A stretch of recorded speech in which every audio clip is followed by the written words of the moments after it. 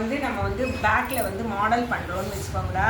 Model neck எப்படி வரைகிறதுன்றது நம்ம கற்றுக்கணும். ஓகேவா? நீங்கள் எல்லாம் என்ன பண்ணுறீங்க, பேப்பரில் ப்ராக்டிஸ் பண்ணிக்கோங்க. நான் வந்து இதில் இப்போ வந்து பாட் நெக்கு வரைஞ்சி காட்டுறேன். ஓகேவா? ஃபஸ்ட்டு எப்போவுமே நம்ம ரவுண்ட் நெக் வரைஞ்சிட்டு அதை அப்படியே பா நெக் ஆக்கிடுங்க. சரிங்களா? இதை வச்சு தான் நம்ம மாடல் பண்ணணும். இப்போ பாட் நெக் பண்ணும்போது இதை வந்து 3 பார்ட்ஸாக டிவைட் பண்ணணும். 3 பாகமாக டிவைட் பண்ணணும். இப்போ என்ன பண்ணுறோம், இங்கே 1/4 இன்ச் எப்போவுமே மாடல் நெக் பண்ணுறோன்னா இங்கே 1/4 இன்ச் விட்டுணும்மா. ஏன்னா இதை ஷோல்டர் ஜாயின் பண்ணுறோம் இல்லையா, அதனால் பண்ணிவிட்டு இப்போது இது இங்கே இருக்குது பார்த்தீங்களா, இதில் கரெக்டாக பாதிக்கும் வச்சுக்கலாம். ஹைட்டாக இருக்கிறவங்க இல்லை குள்ளமாக இருக்கிறவங்களுக்கு 3 பாகமாக, சின்ன கழுத்து வைக்கிறவங்களுக்கு 3 பாகமாக டிவைட் பண்ணும். பெரிய கழுத்து வைக்கிறவங்களுக்கு பாதியாகவே டிவைட் பண்ணுங்கள்.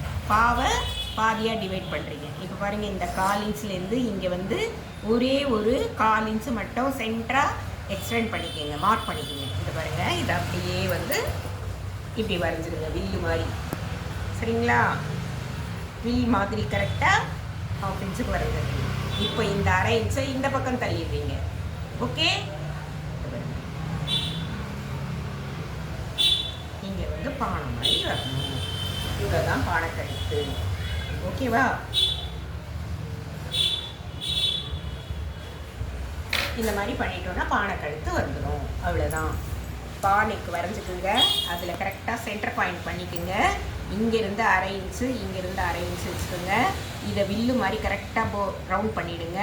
அதே மாதிரி இதை இந்த பக்கம் ரவுண்ட் பண்ணிவிடுங்க. அதில் அழகாக ரவுண்ட் ஷேப்பாக கொண்டு வந்து இதில் சேர்த்துடுங்க. அவ்வளோதான். ஓகேவா? இப்போது இதை வந்து நம்ம இதை மட்டும் கட் பண்ணி எடுத்துடணும். இதுதான்டா பாட் நெக் வரையிறது. லைக் பண்ணுங்கள், ஷேர் பண்ணுங்கள், கற்றுக்குங்க. இப்போ வந்து நம்ம நெக் பீஸ் வந்து இதுக்கு வைக்க வேண்டிய அவசியமே கிடையாது.